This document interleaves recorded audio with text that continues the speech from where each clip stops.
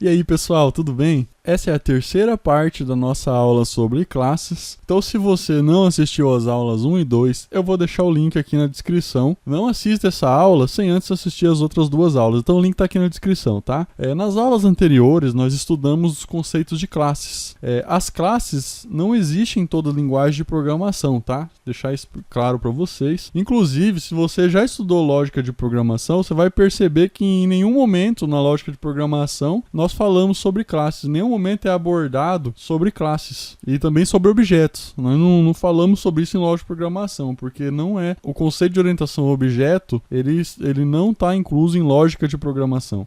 Existem linguagens que são orientadas a objeto, como por exemplo o Python, temos também o Java, PHP, existem várias outras linguagens, mas aqui o objetivo do curso é Python, então vamos falar do Python. No Python tudo é objeto, então assim, já falei isso muitas vezes aqui no curso, mas eu não canso de falar porque você precisa entender isso. Então tudo no Python ele é objeto, ele é uma linguagem voltada para a programação a objetos. Então se você tentar fazer diferente disso, vai ser uma linguagem muito complexa e difícil. E se você seguir o fluxo, você vai entender como é simples e prático. Então nós precisamos entender muito bem esse conceito de orientação a objeto para podermos evoluir como programador nessa linguagem, que é uma linguagem magnífica. Então, como eu tinha falado com vocês, como funciona o conceito de objeto? Nós temos um objeto e através desse objeto podemos consultar seus atributos. Então nunca se esqueça disso. Foi como nós fizemos no programa principal aqui. Nós criamos um objeto e a partir desse objeto podemos utilizar seus atributos para fazer operações, para fazer manipulações. Então fica muito mais simples e muito mais fácil de trabalhar. Aproveitando que eu passei aqui no programa principal, vamos estar recapitulando o que nós fizemos nesse programa. Primeira coisa que nós fizemos aqui, antes da aula de classes,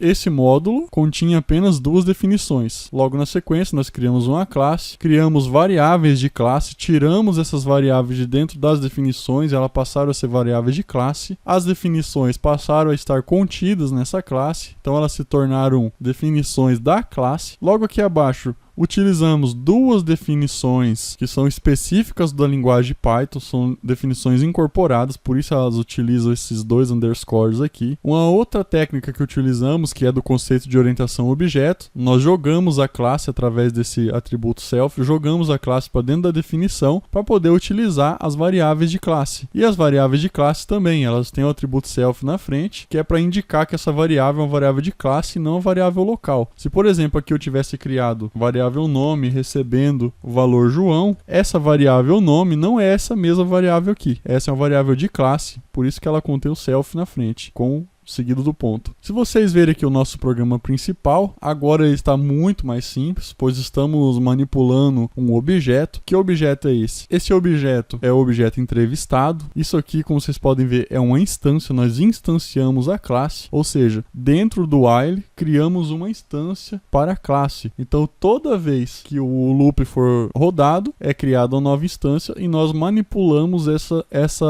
esse objeto criado. Como aqui, por exemplo, nós fizemos a manipulação, usamos o objeto dentro de uma estrutura de decisão. Logo aqui abaixo, utilizamos o objeto para manipular uma definição dentro da nossa classe e logo em seguida armazenamos o objeto em uma única lista. Anteriormente nós tínhamos várias listas, nós adicionamos nosso objeto em uma única lista.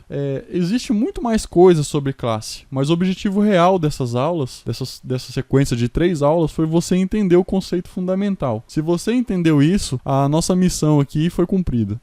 O objetivo é você entender o conceito e não aprender código, não decorar código. Isso aí a prática vai trazer para você. Nós vamos ter aqui várias aulas práticas, desenvolvendo o sistema juntos. Então, o que você precisava entender é os conceitos. Se você não entendeu até aqui, volta, por favor, assista a aula 1, a aula 2 e depois assista novamente a aula 3. Você precisa aprender isso aqui. Mais para frente, nós iremos estudar a fundo a questão das classes, mas para o momento toda a informação necessária que você precisava ter foi passada. Espero que vocês tenham gostado dessa sequência de aulas.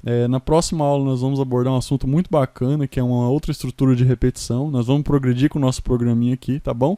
Não esqueça, galera, dá uma fortalecida no nosso trabalho aí. É um trabalho imenso fazer essas aulas aqui. Então se inscreve no nosso canal se você não é inscrito, clica no sininho, comenta se você tem alguma dúvida, comenta aqui embaixo, tá? Clica em gostei gostei, conto com vocês na próxima aula. Um abraço, tchau, tchau.